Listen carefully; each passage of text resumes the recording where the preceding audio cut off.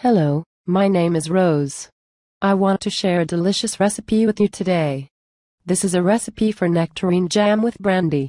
You don't have to peel the fruit for this recipe, which saves you time. And the addition of peach brandy enhances the flavor of the jam.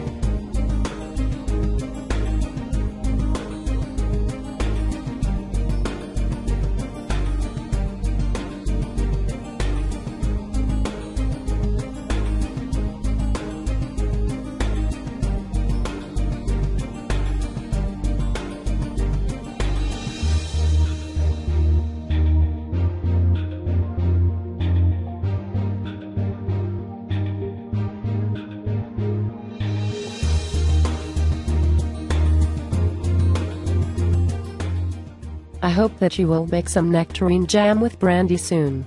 If you enjoy making preserves, you will want to buy a really good pressure canner that will last for many years. I recommend the All-American pressure canner. You may read more about it by clicking the link below. Bye for now.